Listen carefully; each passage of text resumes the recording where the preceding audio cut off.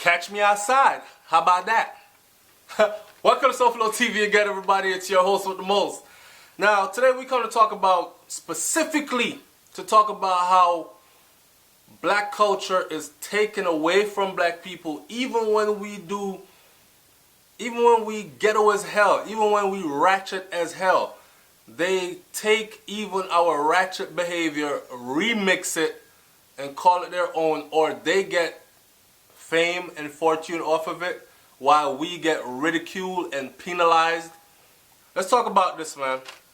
So, there's a little shorty out there, a little white girl. I'm sitting here watching Big Boy TV. The link is in the description so you can watch that interview, because there were so many things about that interview that was like, it bothered me on so many different levels, right? Now, catch me outside. How about that? Everybody knows now this little girl went viral. She was on the Dr. Phil show, and she went from the Dr. Phil show to pretty much Hollywood status, if you want to call it that. Now, she's 13 years old. It's a little 13-year-old white girl, imitates hood life, black ebonics, ghetto slang, and she gets famous for doing it. This little white girl has gold in her mouth. In the Big Boy interview, Big Boy TV interview, click the link in the description. She's there with golds in her mouth. The whole bottom row is gold out. She has a neck full of hickeys. I could see at least 3 of them on there.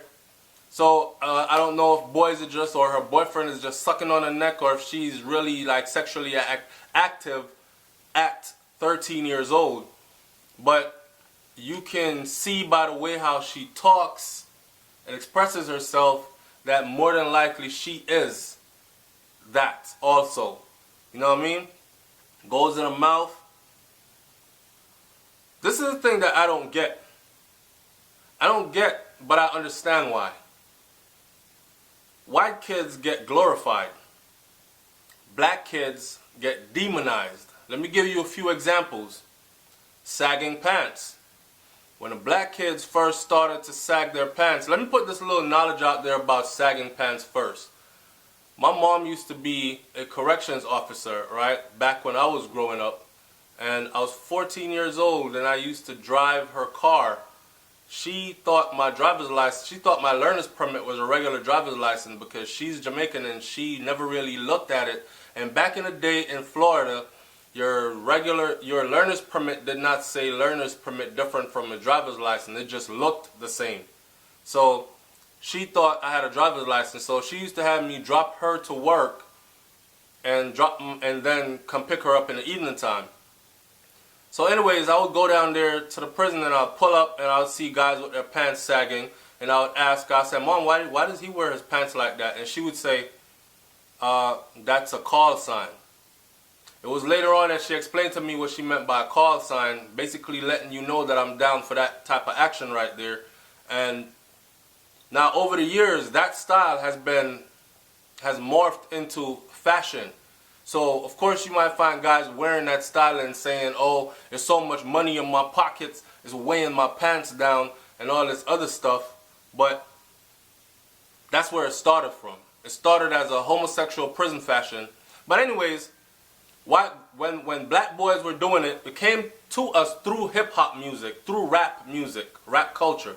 When black boys were doing it, you had cities that wanted to ban sagging your pants. You had police officers walking around giving people tickets for indecent exposure because your underwear was showing too much because your pants were sagging. It was all the rage. Everybody wanted to do something about it until white boys started sagging worse than black guys did. And I'm not lying, I've seen some white guys sag that made me uncomfortable because I'm like, oh my God, it's like almost down to their knees. They're penguin walking, trying to keep their pants up, imitating black culture so bad. When they imitate the worst part of our culture, when they imitate the drug dealers of our culture, when they imitate the people who are non-productive of our culture, they always get fame and fortune out of it. I always say to myself, why don't they imitate the lawyers, the doctors, the school teachers? Why don't they imitate the upstanding, upright citizens that are well put together, a man that looks like he knows how to dress correctly? Why don't they imitate the woman who looks like, or who is heading somewhere? These white girls, a lot of them, they imitate the hood ratchet ass black females, mouth full of goals. It's crazy to see a white girl with mouth full of goals talking "Catch me outside." How about that? What's happening with you? Like, it's weird, but they get rewarded for it. Gold teeth, tattoos, cussing, the way we cuss, motherfucker. You know why people would be like, motherfucker. You know what I mean? We made it cool to say, you know what I mean, and motherfucker. And they take that, they run with it. They're famous for it. This little girl came on Dr. Phil's show, and I did not watch the whole thing, how it transpired, but she said, "Catch me outside, how about that?" And she went viral. Now, if a black kid had said, "Catch me outside, how about that?" everybody would have been all over it, including black folks. Oh, that child needs some manners.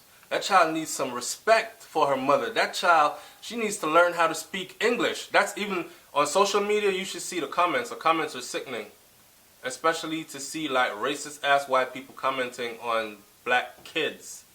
And you're talking about grown adults that are ridiculing children. But when this girl does this, everybody is silent. She's the best shit since sliced bread. Let's talk about the shows like Teen Mom and 16 and Pregnant. When white girls have sex early and get pregnant, they get TV shows. You understand what I'm saying to you? Go look it up. Teen Mom and 16 and Pregnant. Those two shows. When black girls do it, they're called ghetto, hood rats, and welfare queens. I'm going to say it again.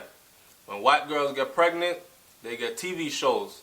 Teen Mom, 16 and Pregnant. When black girls do it, get pregnant early in their teenage years, they're called ghetto, hood rats, and welfare queens. Now, I can't help but to think, first of all, let me say this. Black people are always so easy, are so willing to give out a hood pass. They're so willing to accept others, but no one's that willing to accept you. I'm not promoting division, but I'm just telling you to look at what's going on. Okay? Look at the way the system rewards. We know that we're not playing on a level field. That's for sure. But you have black people that will tell you that the field is level. We know that we are affected greatly by slavery, but black people will tell you that, shit, that don't have nothing to do with me. I wasn't around back then, and you wasn't either. Move on. They fail to see how they're stripped of their culture, they're rewarded differently, and the playing field is just not level for you. It's not until they get in some kind of trouble and then they realize that they don't get the same treatment as the others that they start to become conscious of their situation, right? Watching Big Boy TV, and this little 13-year-old is up there talking derogatory, fuck this, fuck that, she cussing, and he's like, oh, every time you say that, you're going to have to drop $20 in a cup. And in one sentence, she ripped fuck like 3 or 4 times. And he goes, oh, you know that's about 80, 100, 120 bucks you got to put in that cup. And everybody is laughing. And they're making this little white girl with a mouthful of gold feel so comfortable imitating the worst part of our culture. It's sad, man. And we ourselves, it's just like that white dude out of England. Soon as he did a little verse, what he did was he studied how how Jamaican patois talk, and he mastered it basically because when I hear him talking, Extreme, the name of the artist is Extreme. When I heard Extreme talking without seeing his face, I thought it was a Jamaican person. Yes, and yes, Jamaica has white people, but I thought it was because it was a dancehall artist, I thought it was a black dude automatically. I won't front, I did. When I saw him, I said, okay, Jamaicans got white people, so Jamaica has white people, so he's probably a white Jamaican, right? Like, big up Mad White Jamaican. Y'all go look him up on YouTube too. He's funny as shit. He's did stuff with SouFLoTV and a bunch of them. We do have white people in Jamaica, people, but this guy was British born, British bred, fully Cockney, if you know what I mean. And he sat down and mastered how to speak patois. And just because he did that, you had so many Jamaicans that were like, yeah, welcome to this side. And if someone like me said anything about it, like, hey man, I don't understand why you guys giving his video 100,000 views when there's a million little young boys in Jamaica that's probably around his age that write dancehall music and perform it, and they need that break. And they put their videos up and you would not even hit the like button. But as soon as this white boy does it, oh cool, that's my white boy right there. That's a cool white boy right there. 50 Cent know what time it is, because he did it on Get Rich or Die Trying. When he was like, M, you know he's my favorite white boy, right? We are so quick to give them a hood pass and say, welcome to this side. I don't know, man. I don't know. I want you to like, comment, share, and subscribe. I want you to leave your comment in the comment section below. But I want you to address specifically how the disparity, how the difference is. For instance, when white kids let their pants sag, put in gold teeth in their mouth, tattoo their skin, talk with a whole lot of ebonics and cursing, ghetto black ebonics and cursing, that how are they treated differently than a black kid who appears before you with his pants sagging, gold teeth in his mouth, skin full of tattoos, and he has not mastered the English language, so he talk like this. Catch me outside, how about that? It's SouFLoTV, man. Like, comment, share, subscribe. That's food for thought right there. I'm up out of here. Peace.